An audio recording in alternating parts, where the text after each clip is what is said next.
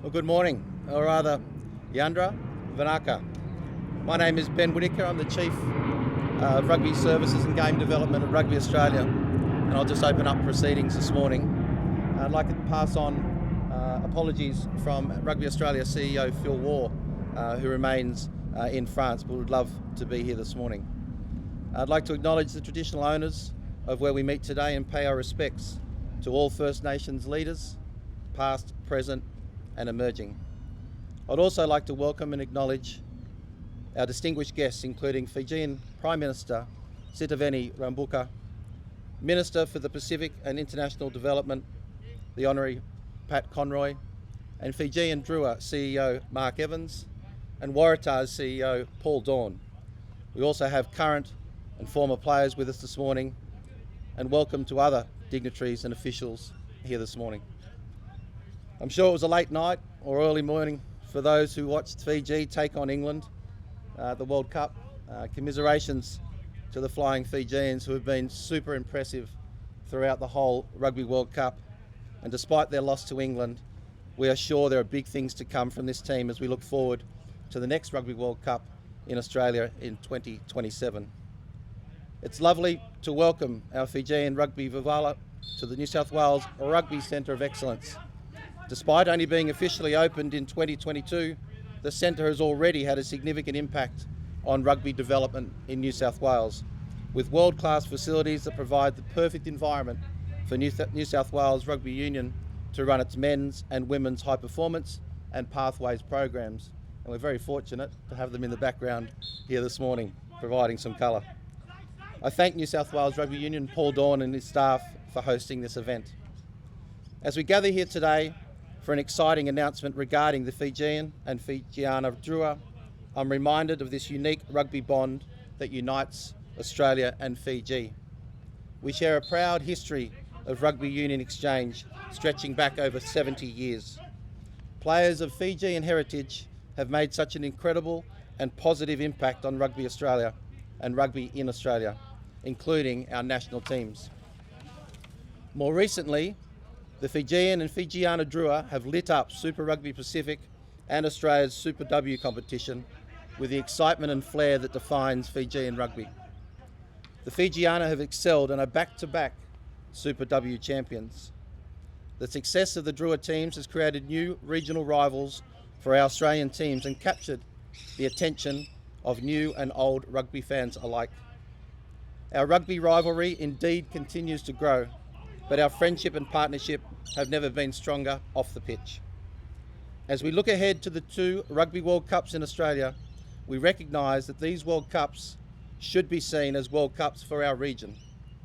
Working with our Pacific rugby family and with the support of the Australian Government, we can ensure we collectively make the most of this once-in-a-generation opportunity. Once again, thank you for joining us today. Thank you to Minister Conroy for your wonderful outcomes of the Australian Government's Pacific Oz Sports Program and what it's delivered for rugby in our region. I'd now like to welcome Minister Conroy to provide his address. Thank you.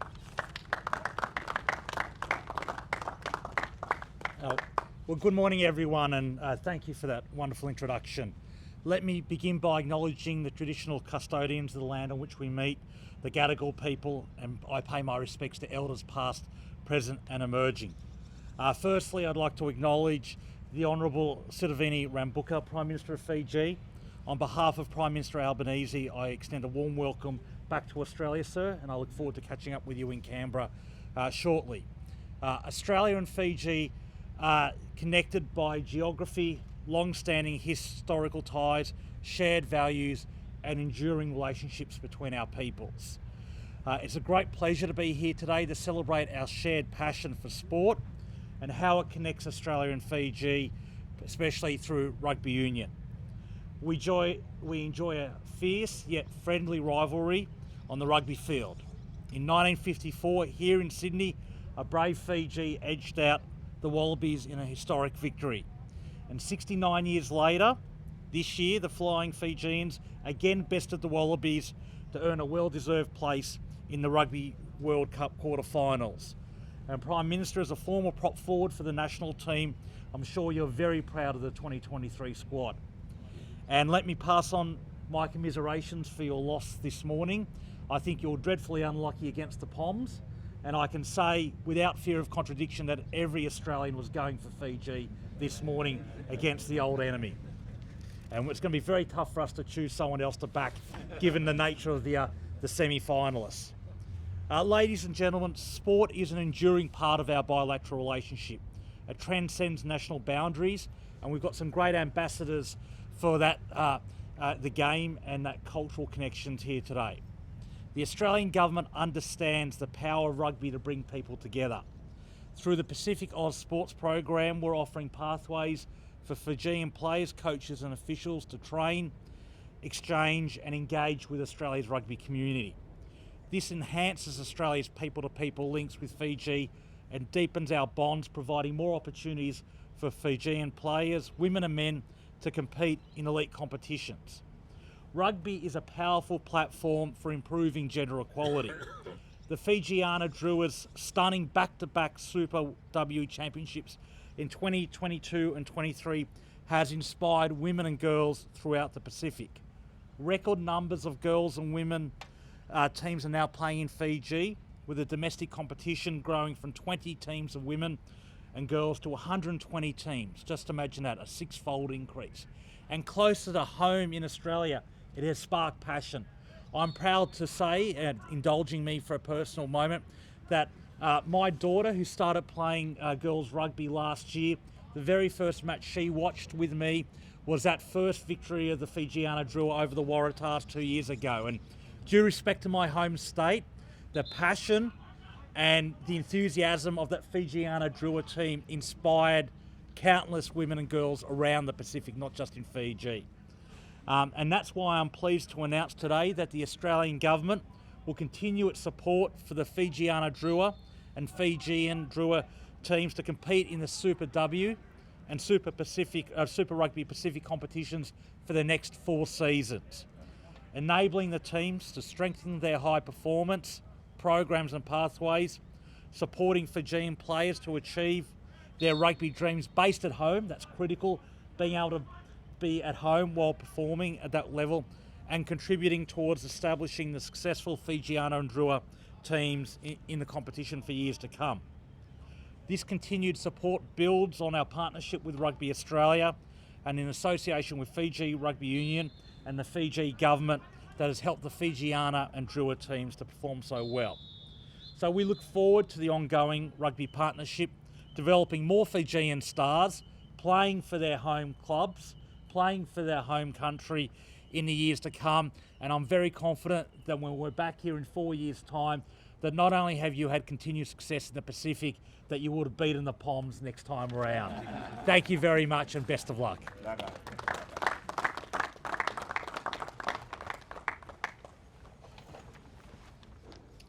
Thank you, Minister. I'd like to now invite Fijian Prime Minister Sitiveni Rabuka to provide his address.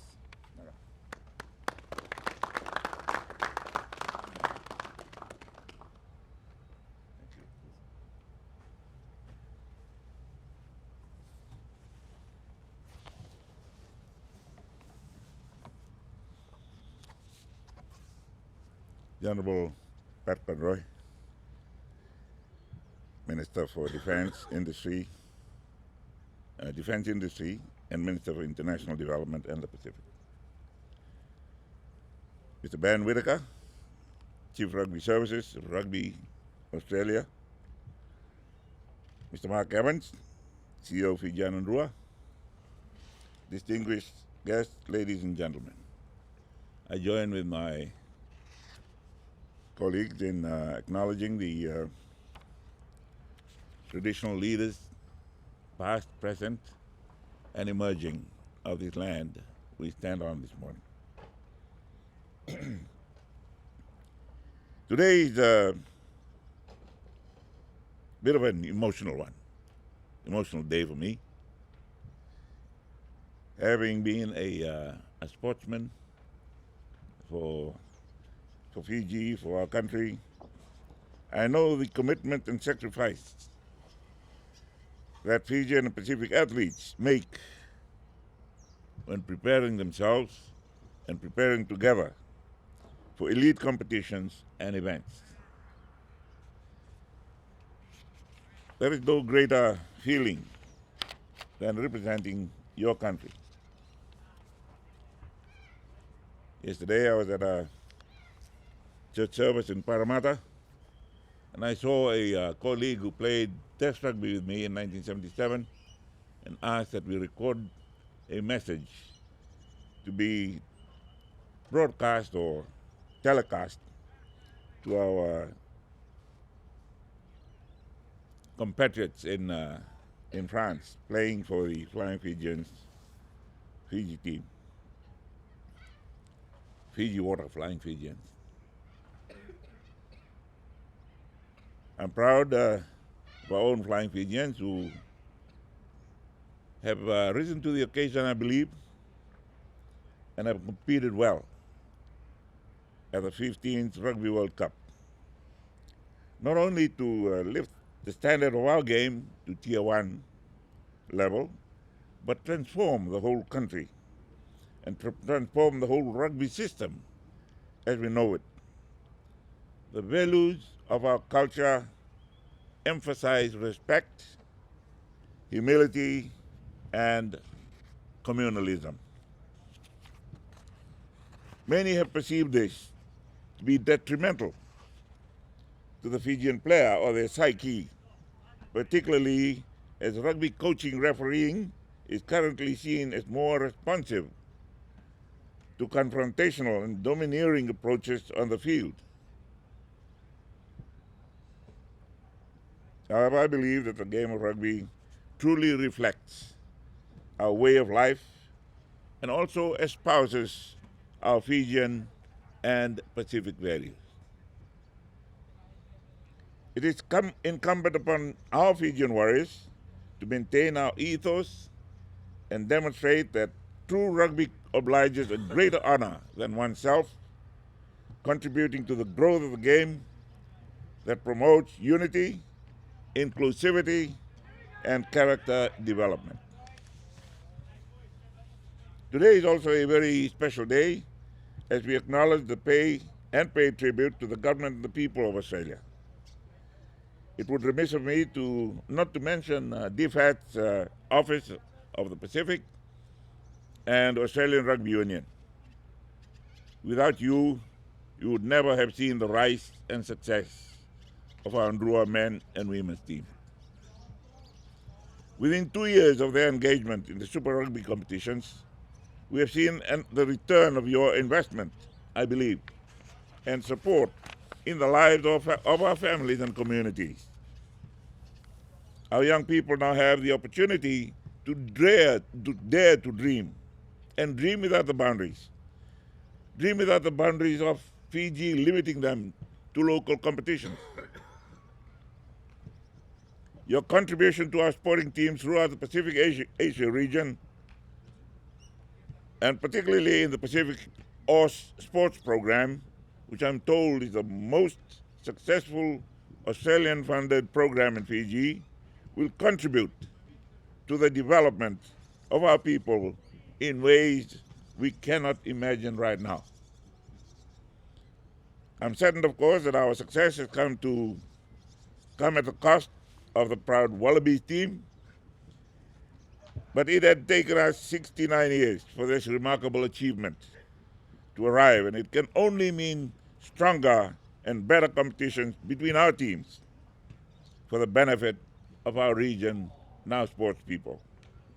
We can only stand on your shoulders to achieve the unthinkable and dream the impossible. Once again, I wish to personally invite Minister Conroy to Fiji in March of next year for the doubleheader Fiji and Fijian and Rua clash against the Waratahs. Minister Conroy ought to witness and experience our Fijian brand of rugby, which I wish that we had played last night. Very encouraging to see the Rua products still playing that brand of rugby.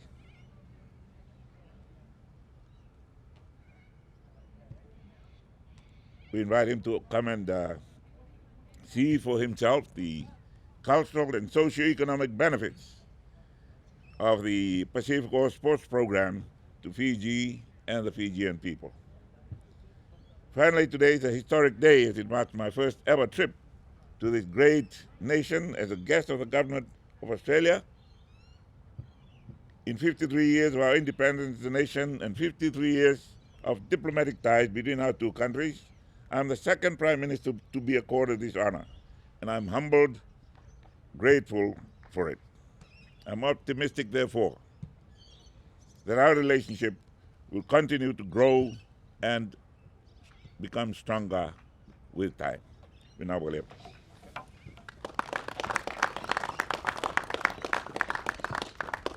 All right, members of the media, we will take some photos shortly. We'll do some questions for the Minister and the Prime Minister, if you have any. If we can start, please, with any questions to do with this partnership, and then anything beyond that afterwards. But let's concentrate on this for now. Minister and Prime Minister, if you could join me up at the lectern here. And any questions? Now's the time to go ahead with them. Thank you. Prime Minister and potentially Minister Conroy may want to comment on this as well. Prime Minister, you spoke about this being a historic moment in terms of your visit to Australia. How much of today's announcement is about sports diplomacy, given you've expressed unease with some of Fiji's relationship with China? How much of today's announcement is about growing the sporting ties between Australia and Fiji? I think it's to you, sir. From a recipient point of view, we can only say that it continues to help in our own socio-political development, particularly socio-economic development for the families and for the nation as a whole. The number of sports people who have come to Australia and have remitted assistance back to their families is growing every year, and that has contributed a lot to our socio-economic developments at home, particularly during the time of COVID. So we benefit a lot from these sports corporations. And if I can add to the Prime Minister's answer, the Australian government is committed to bringing the people of Fiji and Australia closer together. We're both proud members of the Pacific family, and that's based on shared values, shared history and shared geography, and probably the central one is a shared love of sport. And I can't think of anything that brings our countries closer together. This is not just about advancing the sporting aspirations of Fiji. It's a great avenue for those lessons that Prime Minister Rambuka was talking about putting the team first rather than the individual, working collectively to advance your interests. It's also obviously a great vessel for advancing gender equality. The success of the Fijiana Drua team is inspiring dreams and aspirations that haven't been there before. So this is about bringing our two countries together in a way that is creative and imaginative, and it's a great opportunity. I'd like to add we've been together. During wartime and during peace, and peacekeeping, we've worked together. And when we were a colony, we were entrusted under the care of the Australian and the New Zealand government to look after us in education and health fields and other social areas. We're proud to have participated with the Australian troops in the defense of the Pacific in the Second World War, and also in peacekeeping operations in the Middle East and around the world. Can I ask if there's no other questions on the announcement? Prime Minister, Australia has voted against recognising our Indigenous people in the Constitution. The referendum on the weekend was something that was watched quite closely in the Pacific. I think the head of the Pacific Islands Forum noted that a yes vote would be welcome. What was your reaction to the result of the referendum on the weekend? My initial reaction was that it was a sovereign decision by the people of Australia, and I have not studied in detail the demographics involved, and I would rather stay away from it because we have the same problems at home, and we handle it in our own national way, And I'm sure that there are other parts of the Pacific that are going through the same question. But as we work towards achieving our sustainable development goals in the world, these are some of the issues that we'll have to deal with, and they'll have to be dealt with domestically, and considering our own differences in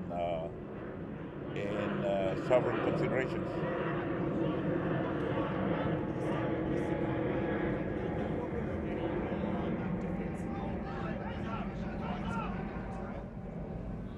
Sorry, I just. Sorry. Yeah. Are you aware of any more defence involvement in repatriation flights from Australia? At the moment, we're still waiting to see where more assistance is needed. Obviously, Prime Minister Albanese and Prime Minister Wong have made statements on that, and we're just seeing how the situation develops over the next few days. Thank you. We're very proud to have included some Australians on ours, and we thank you for including some Fijians on your efforts. And if I can just supplement what the Prime Minister said about our shared history, I represented Australia at the 80th anniversary of the Guadalcanal campaign last June in Solomon Islands, where Fijian battalions fought side by side with the Royal Australian Navy. And I also had the privilege of visiting the peacekeeping force in the Sinai Peninsula last year and met with the Fijian battalion there. Some of the troops have been on their 9th rotation. And I'm happy to report not only is there a great spirit between all the nations there, no one dares take on Fiji in rugby. The common sport is volleyball.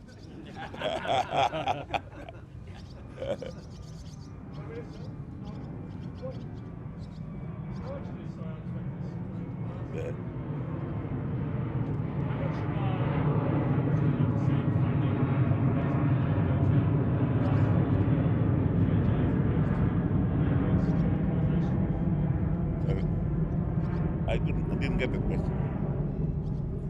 How much would you like to see some of this funding go toward the grassroots development and unearthing new pages? Funding? Villages in Fiji as opposed to funding the elite competition? Was it I about think funding? he's asking, would you prefer the money to go to grassroots rugby rather than elite competition? Well, not even rather, but would you like? How would you like to see this money fund grassroots? Well, going to the level it's going to at the moment energizes grassroots competition. Everybody's got a dream, and the first dream is to get up there at that level which is funded. And without that funding, there would be nothing to strive for. I believe it is well targeted.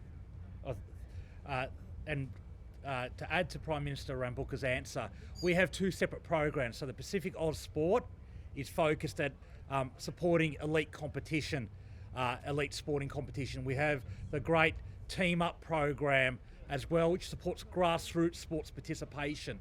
And I've seen the power of that program, whether it's supporting, using rugby league and PNG to talk about domestic violence and gender equality, or supporting female participation in sport in Samoa, and I know they also are active in Fiji. So what we're announcing today complements what we do at a grassroots level to help promote healthy lifestyles in schools and promote values around gender equality and fight gender-based violence.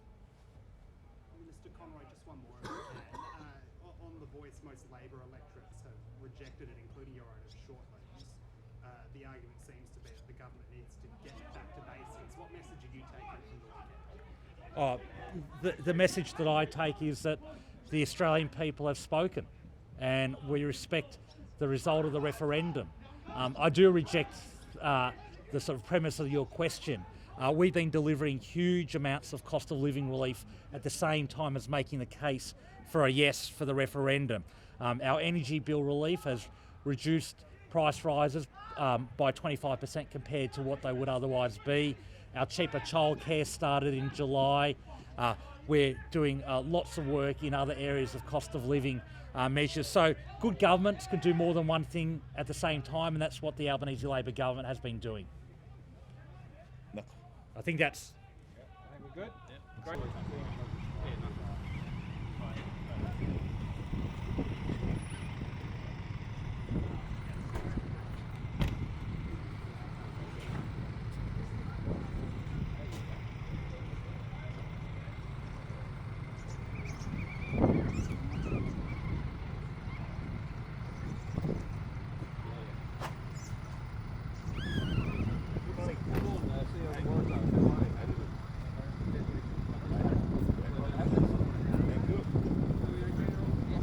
Yes,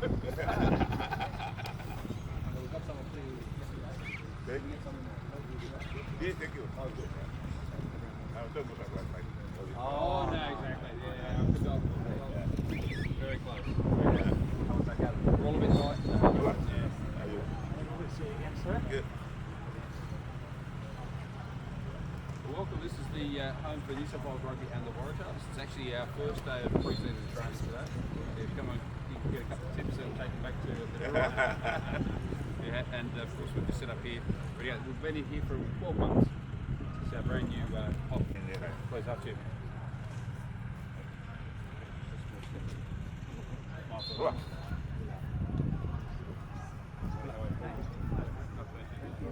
Imagine that I was a prop and these two small guys were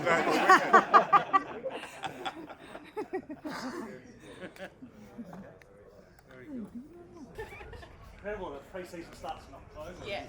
The year before. Yes, it's a little bit of long pre-season.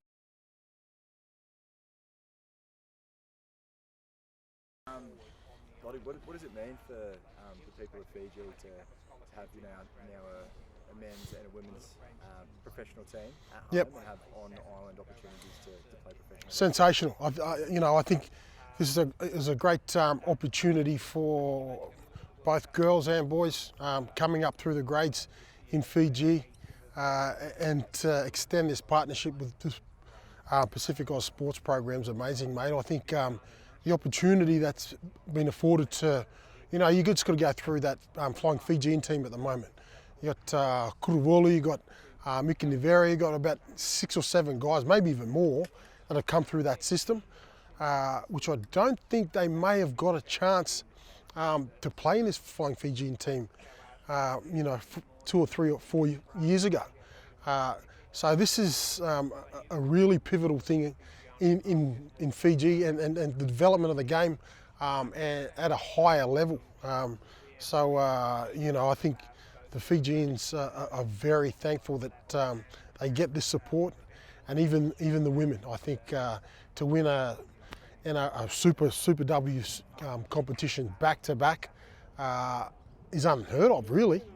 And they've done it with very limited funds, and this is just going to help them a hell of a lot more when they travel and get them to a place where they can, compete, hopefully to that next level from an international point of view as well, against the Wallaroos and the Silver Ferns and the like. The Pacific Oz Sports program, it's about, at its core, about strengthening ties between Australia and Fiji. Do you think Australia is now being recognised as a big player within the sporting landscape of Fiji and strengthening those big connections? Every time that I ask a question, Yeah.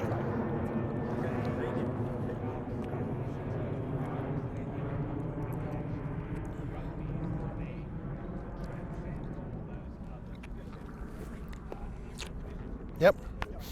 Yeah, mate, I think Australia's always been a big player in the region, and they've always supported Fiji. I think you've seen some of the comments this morning by the Prime Minister, Rambuka, that it goes way back.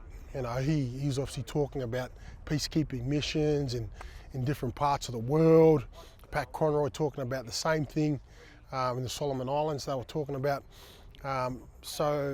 These relationships with Fiji in particular and Australia go way back, and they've always sort of been like a big brother to Fiji and the Pacific, and I think Fiji are really thankful for that. I'm probably a product of that relationship.